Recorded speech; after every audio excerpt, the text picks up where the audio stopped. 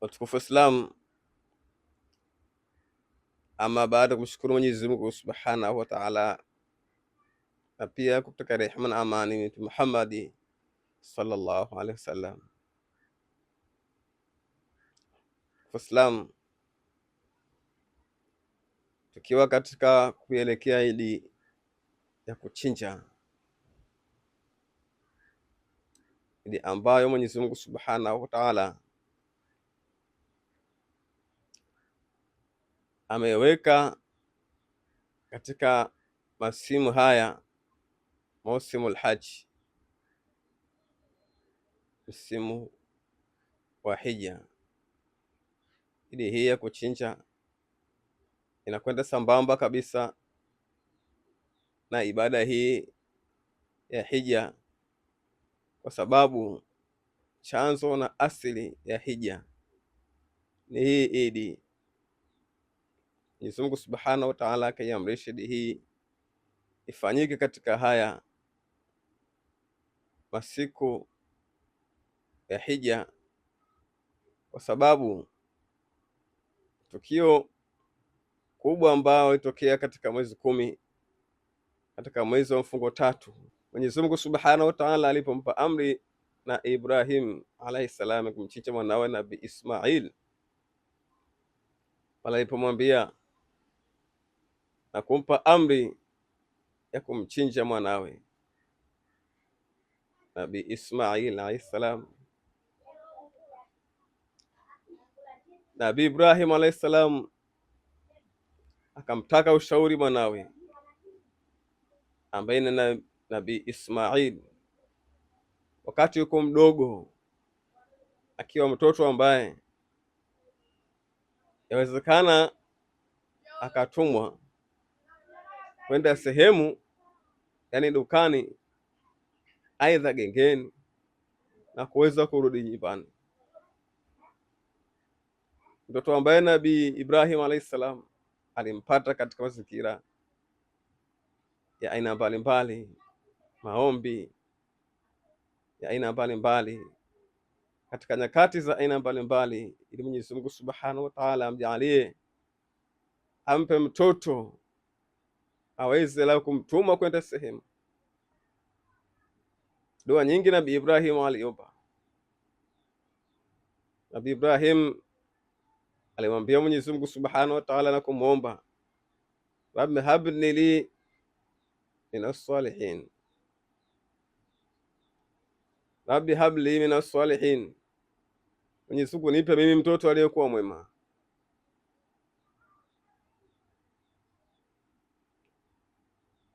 Rabbi habli minas salihin, Mwenyezi Mungu nipe mimi mtoto aliyekuwa mwema. Mwenyezi Mungu Subhanahu wa Ta'ala kwa ufundi wake, kwa uwezo wake, ndio akampa mtoto ambaye Nabii Ismail alayhi salam. Baada ya kumpa mtoto ambaye ni Ismail alayhi salam, aliyezaliwa na Bibi Hajara ambaye alikuwa ni mjakazi wa Nabii Ibrahim alayhi salam. Mwenyezi Mungu Subhanahu wa Ta'ala ndio akamwambia, sasa mchinje mwanao ambaye ni Ismail alayhi salam. Nabii Ibrahim akamuita mwanawe Ismail, akamwambia, ya bunayya inni ara fil manami anni adhbahuka fanzur madha tara, ewe mwanangu, hakika mimi baba yako Ibrahim nimeona usingizini kwamba nikuchinje wewe, ninakuchinja wewe. Je, waonaje mwanangu? Ismail akajibu, akamwambia baba yake, ya abati if'al ma tu'mar satajiduni insha Allah minas sabirin. Baba yangu, fanya ambalo uliloamrishwa na Mola wako, utanikuta mimi Allah akijalia insha Allah miongoni mwa wale ambao wenye kusubiri. Nabii Ibrahim alayhi salam akachukua kisu ili amchinje Nabii Ismail alayhi salam, lakini Qur'ani inatuambia wakati huo Ismail alikuwa ni mtoto ambaye kuweza kutumwa kwenda sehemu, akachukua kitu na kurudi pale ambapo alipotoka. Nabii Ibrahim akambwaga Ismail ili amchinje. Wakati anachukua kisu Ibrahim ili amchinje Ismail, ndio pale pale Mwenyezi Mungu Subhanahu wa Ta'ala akateremsha kondoo katika siku ya mwezi 10, mwezi wa mfungo 3, mwezi 10, mwezi wa mfungo 3, Dhulhijja, yani ni miongoni mwa masiku ya hija. Baada ya kuweka kisu katika shingo ya Ismail, takbira zikawa zinalia Allahu akbar, Allahu akbar, Allahu akbar, takbira zinalia, na kondoo akawa anashuka, yani kondoo ambaye alikuwa mkubwa mno.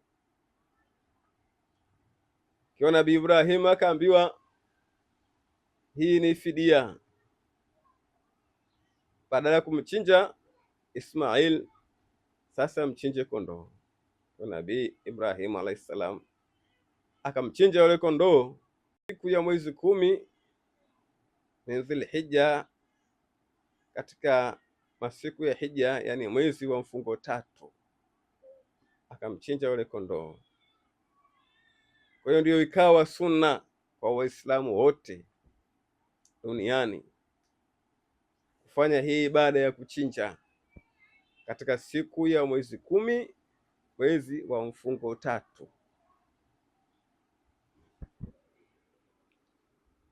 Ikawa sunna Waislamu wote kuchinja katika siku ya mwezi 10 mfungo 3. Kwa hiyo kila Muislamu ambaye Mwenyezi Mungu Subhanahu wa Ta'ala imjalia kumpa uwezo wa kuchinja, basi inabidi achinje siku ya mwezi 10 mfungo 3 mnyama ambaye mwenye miguu 4, aidha awe mbuzi, kondoo, ng'ombe, ngamia, lakini ili mradi mnyama ambaye mwenye miguu 4. Na ubora wa kuchinja hii ni kafara. Mtu ambaye atakayefanya hivi ni kafara kwake yeye kutokana na majanga ya aina mbalimbali ya mwaka mzima ambayo Mwenyezi Mungu Subhanahu wa Ta'ala ameyapangilia kwamba mja wake yamkute matukio ambayo ya kuweza kumathiri katika maisha yake, katika mwili wake, afya yake. Kwa hiyo akifanya hivi, Mwenyezi Mungu Subhanahu wa Ta'ala atamwondolea yale matatizo, kwamba huyu mnyama atakuwa ni kafara kwake yeye, badala ya yale matatizo. Sasa akichinja mnyama atakuwa ni badala wa yale majanga ambayo Mwenyezi Mungu ameyapanga yatokee kwa mja wake aliyechinja, basi itakuwa kafara ishapatikana na yale majanga yataondoka.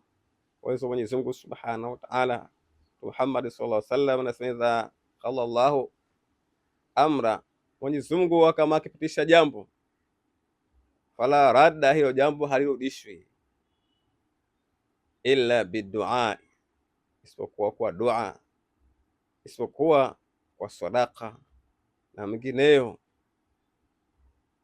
katika mambo ambayo Mwenyezi Mungu Subhanahu wa Ta'ala aliyaweka kwa ni kafara. Kwa kafara hii itapatikana kwa mtu ambaye aliyechinja, ndio bora ambao hupatikana katika hali ya kuchinja kwa yule mchinjaji.